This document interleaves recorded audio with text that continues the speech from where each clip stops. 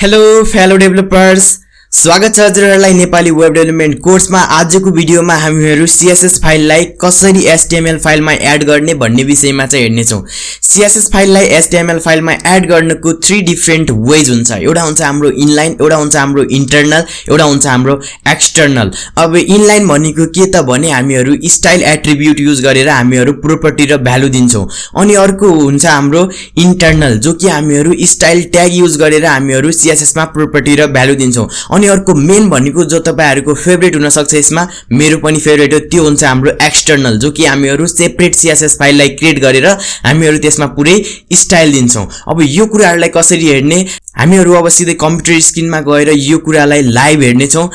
अब हामीहरु जाउँ हाम्रो कम्प्युटर स्क्रिनमा। हेर्न सक्नुहुन्छ यो चाहिँ हाम्रो प्लेलिस्ट रहेको छ, जो तपाईहरुले एक्सेस गर्नु भएको छैन भने प्लिज एक्सेस गर्नु होला। अब हामीहरु के गरौँ भने इन्टरनल, इनलाइन, एक्सटर्नल भनेको के हो यो कुराहरु हेरौं। हामीहरु CSS लाई HTML पेजमा एड गर्नलाई हामीले के गर्नु पर्दो रहेछ, कतिवटा वेज रहेछ एउटा CSS लाई HTML पेजमा एड गर्न, हो त्यो कुराहरु चाहिँ आजको भिडियोमा हेर्ने छौं। मैले डेस्कटपमा एउटा फोल्डर बनाएको थिएँ, नेपाली वेब डेभलपमेन्ट कोर्स, जसमा मैले र्यांक वाइज भिडियोहरु मिलाइराथे है। यो हाम्रो भिडियो कति हुन्छ त 13 हुन्छ, आई थिंक मेरो हिसाबमा 13 हो। यो VIDE हो, भिडियो 13 रहेको छ। यसलाई चाहिँ मैले VS कोडमा ओपन गर्छु। अब VS कोडमा कसरी ओपन गर्ने भन्ने कुराहरु तपाईहरुलाई थाहै छ, मैले भन्नै पर्दैन है। शिफ्ट राइट क्लिक गर्यो भने ओपन विथ कोड आउँछ, यो तपाईहरुलाई थाहै छ, मैले भनिराख्नु पर्दैन क्या खासमा है। अब तपाईको कम्प्युटर स्क्रिनमा यस्तो इन्टरफेस आउँछ कि आउँदैन ल भन्नुस् त। आउँछ। अब म के गर्छु भने एउटा index.html फाइललाई क्रिएट गर्छु, index.html। अब म आज तपाईहरुलाई के भन्छु भने इनलाइन भनेको के हो, इन्टरनल भनेको के हो, एक्सटर्नल भनेको के हो। अब म शिफ्ट 1 प्रेस गरेर मैले एउटा बोइलर प्लेट क्रिएट गर्छु। अनि त्यसपछि यसको नाम म के राख्छु भने CSS राखे है मैले यसको नाम। पहिला त म तपाईहरुलाई के सिकाउँछु भने हाम्रो इनलाइनबाट हामी CSS लाई कसरी एड गर्न सक्छौं हाम्रो HTML पेजमा, यो कुरा हेर्न आवश्यक छ है। अब म के गर्छु भने एउटा H1 ट्यागमा भित्र चाहिँ म के गर्छु भने एउटा H1 ट्याग भित्र, जो तपाईहरुले हेर्न सक्नुहुन्छ, यसमा चाहिँ म के गर्छु, Manasaya is a good boy। मैले Manasaya is a good boy लेखिसकेपछि म यसको लाइभ प्रिभ्यू गर्छु, जो तपाईहरुलाई थाहै छ लाइभ प्रिभ्यू कसरी अन गर्ने भनेर है। मैले Manasaya is a good boy लेखिसकेको छु विदाउट सरप्राइज, तपाईहरुले सरप्राइज हुनै पर्दैन यसमा है। अब इनलाइन कसरी युज गर्ने त CSS हैन, 3 वटा डिफरेन्ट वेज हुन्छ, एउटा इनलाइन, एउटा इन्टरनल, एउटा एक्सटर्नल। अब हामीहरु CSS लाई कसरी इनलाइन युज गर्ने त यो कुराहरु हेर्छौं। अब सिम्पली के गर्नु पर्दैन, एउटा स्टाइल नामको एट्रिब्युट हुन्छ। के हुन्छ? स्टाइल नामको एट्रिब्युट, STYL स्टाइल नामको एट्रिब्युट लेख्नुस् तपाईहरुले। म जे गर्छु त्यो लेख्नुस् है। अनि यसमा कलर प्रोपर्टीमा रेड दिनुस्। अनि त्यसपछि ब्याकग्राउन्ड कलर, जो हाम्रो ब्याकग्राउन्ड कलर हुन्छ हाम्रो ब्ल्याक, ब्याकग्राउन्ड कलर ब्ल्याक, ठिकै छ। हेर्न सक्नुहुन्छ हाम्रो यो भनेको इनलाइन हो, यो भनेको हाम्रो इनलाइन CSS। हेर्नुस् त हाम्रो CSS आयो कि आएन। हामीले के भनेको थियौं, हाम्रो H1 को चाहिँ हाम्रो कलरलाई गर्दिनु रेड, अनि ब्याकग्राउन्ड कलरलाई गर्दिनु के त ब्ल्याक। हामीहरु यसरी हामीहरु CSS लेख्न सक्छौं। But I can not recommend you है, यो अनुसार तपाईहरुलाई गर भनेर म भन्दैन, किनकि यसको पछाडी पनि एउटा रिजन हुन्छ, जो म तपाईहरुलाई अहिले एकछिनमा भन्छु। हामीहरु सबैजना युज गर्ने भनेको एउटा एक्सटर्नल फाइल युज गर्छौं, अनि त्यसमा चाहिँ हामीहरु होल CSS लेख्छौं। बट तर यो कुराहरु थाहा हुनुपर्छ, हामीहरु CSS लाई कसरी युज गर्न सक्छौं त हाम्रो HTML मा। एउटा हुन्छ इनलाइन, एउटा हुन्छ हाम्रो इन्टरनल, एउटा हुन्छ हाम्रो एक्सटर्नल है। हामी अहिले के युज गरिरहेका छौं त, हामी अहिले इनलाइन CSS युज गरिरहेका छौं। यो हाम्रो इनलाइन CSS। अब तपाईहरु हेर्नुस् त, हाम्रो जे मैले भनेको थिए त्यो आछ कि आछैन। मैले के भनेको थिए, ब्याकग्राउन्ड कलर रेड हुनु पर्यो, अनि हाम्रो जुन यो के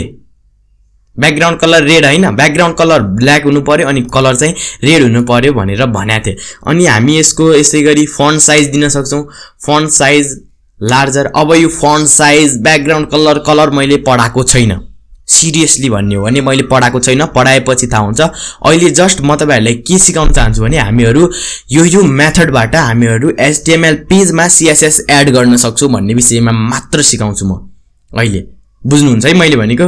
अनि यो हाम्रो के हो त इनलाइन हो इनलाइन सीएसएस भन्छ यसलाई हामीहरु के युज गर्छौं एउटा स्टाइल एट्रिब्युट भन्छ यसलाई ट्याग भन्दैन यसलाई एट्रिब्युट भन्छ तपाईहरुलाई भनेथे त मैले एट्रिब्युट भनेको के हो पनि सिकाएको थिए मैले यदि तपाईहरुले भिडियोहरुलाई हेर्नु भएको छैन भने प्लिज यो हाम्रो प्लेलिस्ट रहेको छ यसलाई चाहिँ तपाईहरुले हेर्नु पर्ने हुन्छ हेर्नु भएको छैन भने अनि मात्र तपाईहरुले यो कुराहरु बुझ्नुहुन्छ है अनि मैले के भनेको थिए भने यो हाम्रो के हो त इनलाइन हो यो चाहिँ स्टाइल जुन छ नि यो ट्याग हैन यो एट्रिब्युट हो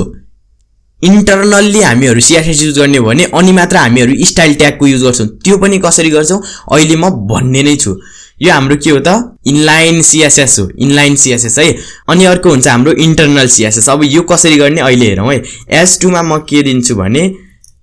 this is a Manasaya this is a Manasaya है Manasaya दिइसकेपछि अब म यसलाई इन्टरनल्ली सीएसएस युज गरेर देखाउँछु है म तपाईहरुलाई इन्टरनल्ली अब त्यो कसरी गर्ने त भने आउनुस् तपाईहरु टाइटलको तल चाहिँ STYL स्टाइल लेख्नुस् त STYL स्टाइल लेखिसकेपछि ट्याग भन्छ यसलाई भन्छ ट्याग यसलाई के भन्छ एट्रिब्युट भन्छ यदि तपाईहरु H1 भित्र जे पनि लेख्नुहुन्छ नि त्यो एट्रिब्युट हो अनि यस्तोलाई भन्छ ट्याग अब हामीहरु ट्यागमा चाहिँ लाइक हाम्रो S2 लाई लाइक मैले S2 लाई सिलेक्ट गरे अब तपाईहरुले यसरी लेख्नु पर्ने हुन्छ सीएसएस मैले भनेको थिए पहिला हुन्छ हाम्रो सिलेक्टर त्यसपछि हामीहरु प्रोपर्टी र भ्यालु दिन्छौं भनेर भनेको थिए है हिजोको भिडियोमा यदि हिजोको भिडियोलाई हेर्नु भएको छैन भने प्लिज काइन्डली त्यो भिडियोलाई हेर्नु होला पहिला हामीहरु लेख्छौं के लेख्छौं भन्नुस् त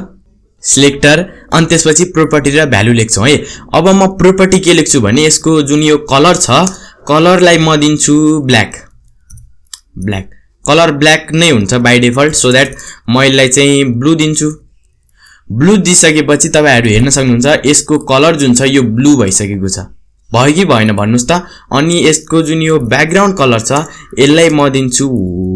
ब्ल्याकै दिन्छु ठीक छ ब्ल्याक दिए है हेर्नुस् है यसको ब्याकग्राउन्ड कलर ब्ल्याक भयो कि भएन ल भन्नुस् त हाम्रो कलर ब्लू भयो अनि ब्याकग्राउन्ड कलर ब्ल्याक भयो हेर्नुस् है तपाईहरु यसलाई भन्छ इन्टरनल सीएसएस यसलाई भन्छ इनलाइन सीएसएस अनि यसलाई भन्छ इन्टरनल सीएसएस अनि हामीहरु एउटा एक्सटर्नल सीएसएस पनि हेरौं है त हामीहरु एक्सटर्नल सीएसएस अनि तपाईहरु कमेन्ट गर्नु होला कि यो तीनवटा मेथड मध्ये तपाईहरुलाई कुन इजी लाग्छ भनेर पनि भन्न सक्नुहुन्छ है अब म एउटा हुन्छ हाम्रो STYL style.css फाइल क्रिएट गर्नुस् तपाईहरुले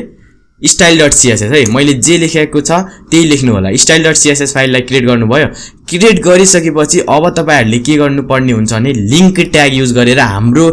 CSS लाई HTML पेजमा लिंक गर्नुपर्ने हुन्छ कसरी गर्ने त आउनुस् तपाईहरु यो हेड को माथि जुन यो हेड ट्याग छ नि हेड ट्याग को माथि तपाईहरु लिंक लेख्नुस् त लिंक CSS भनेर आउँछ हेर्नुस् है लिंक CSS style.css अब तपाईहरुले यसलाई काटेर STYL style.css यसरी लेख्न सक्नुहुन्छ अब चाहिँ के भयो भने हाम्रो यो CSS फाइल यो HTML फाइल सँग लिंक भइसकेको छ अब तपाईहरुले यसमा जुन प्रोपर्टी तपाईहरुले यता युज गर्नुभयो त्यो चाहिँ हाम्रो यसमा चाहिँ युज हुन्छ लाइक अब म के गर्छु भने एउटा प्याराग्राफ lorem 44 lorem 23 गरे भने यसरी आउँछ अब lorem 23 यो मैले भनेको छैन क्या हो म भन्दिन्छु अहिले नै है अब lorem 23 भनेको यो टेक्स्टहरु ल्याउन मद्दत गर्छ के लाइक lorem 23 लाइक तपाईहरुले यसमा lorem 1000 लेख्यो भने 1000 वटा वर्ड ल्याउँछ त्यस्तो टाइपको है यो अब मैले यो प्याराग्राफलाई चाहिँ म एक्सटर्नल्ली चाहिँ के गर्छु स्टाइल दिन्छु प्याराग्राफलाई म के दिम भने लाइक हाम्रो जुन यो कलर छ यसलाई चाहिँ हाम्रो गर्दियौ एक्वा कलरलाई मैले एक्वा गरिदिए हेर्नुस् है हाम्रो कलर एक्वा भयो कि भएन भयो नि है हाम्रो कलर एक्वा भयो कि भएन हेर्नुस् है तपाईहरु एक्वा भयो नि है यो एक्वा अझै तपाईहरुलाई राम्रोसँग देखिरा हैन होला त्यो भन्दा म यो कलरलाई के दिन्छु भने सल्मन कलर इज गुड सल्मन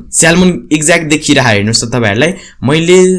के गरे त कलरलाई दिए सल्मन अनि एउटा हुन्छ हाम्रो ब्याकग्राउन्ड कलर म दिन्छु के त भने क्रिम्सन क्रिम्सन पनि यो एकदम बेस्ट कलर रहेको छ यो मैले क्रिम्सन दिए क्रिम्सन अनि यो कलरलाई चाहिँ म अहिले एकछिन व्हाइट दिदा कस्तो होला व्हाइट दिदा I think it's look better हेर्न सक्नुहुन्छ अब तपाईहरुलाई म के भन्छु भने तपाईहरुलाई यो तीनवटा मेथड मध्ये कुन मेथड चाहिँ राम्रो लाग्यो अब तपाईहरु भन्नुहुन्छ होला यो मेथड है यो इनलाइन मेथड चाहिँ मलाई राम्रो लाग्यो बट तर तपाईहरु सबैमा यस्तो गर्यो भने लाइक इनलाइन मेथड यसमा नि लगाउनु भयो अझ फेरि इनलाइन मेथड यसमा नि लगाउनु भयो तपाईहरु यति ट्यागहरु त युज गर्दैन होला नि एउटा यत्रो ठुलो लाइक तपाईहरु प्रोजेक्टमा काम गर्दै हुनुहुन्छ है त्यो पढ्नै मान्छेलाई झ्याउ लाग्छ त्यो बुझ्नै मान्छेलाई झ्याउ लाग्छ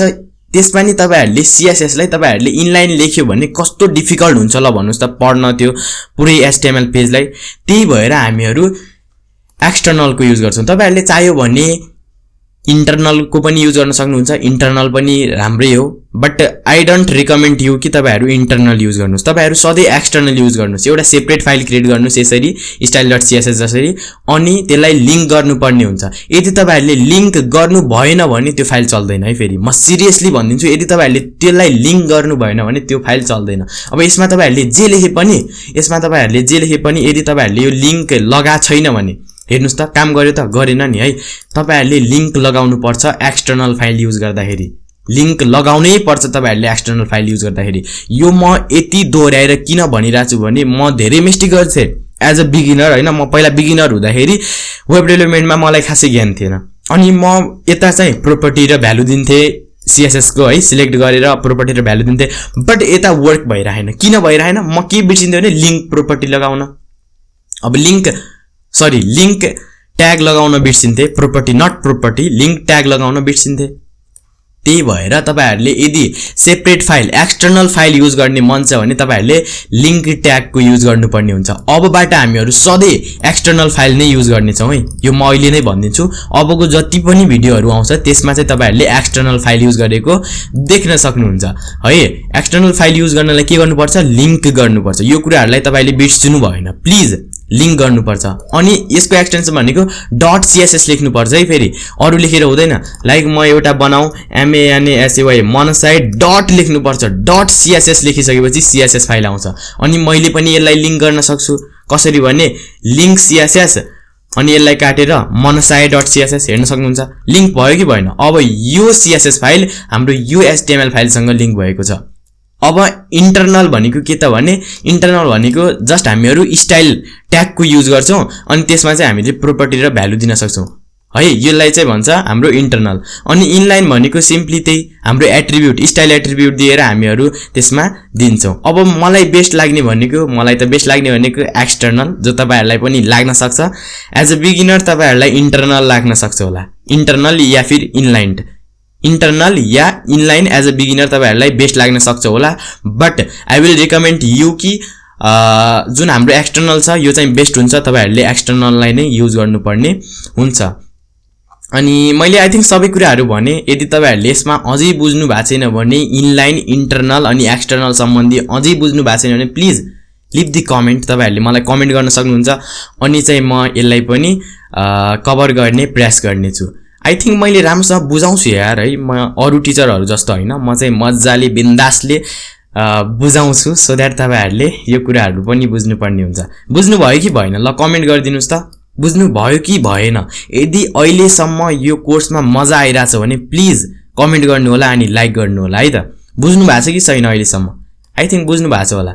फेरि अलिकति म रिभिजन गर्छु रिभिजन के त भने हाम्रो CSS लाई HTML फाइलमा एड गर्नको 3 डिफरेंट वेज हुन्छ एउटा हुन्छ हाम्रो इनलाइन एउटा हुन्छ हाम्रो इन्टरनल एउटा हुन्छ हाम्रो एक्सटर्नल अब इनलाइन भनेको के त भने हामीहरु स्टाइल एट्रिब्युट को प्रयोग गरेर प्रोपर्टी र भ्यालु दिन्छौं कलर नामको प्रोपर्टी रेड नामको भ्यालु दिन्छौं फेरि भन्दिन्छु है म इनलाइन भनेको के त भने हामीहरु स्टाइल एट्रिब्युट भन्छ है फेरि यसलाई बिर्सिनु भएन यो कुरा स्टाइल नामको एट्रिब्युट युज गरेर हामीहरु प्रोपर्टी र भ्यालु दिन्छौं अनि अर्को हुन्छ हाम्रो इन्टरनलमा हामीहरु के गर्छौं भने हाम्रो जुन यो स्टाइल छ नि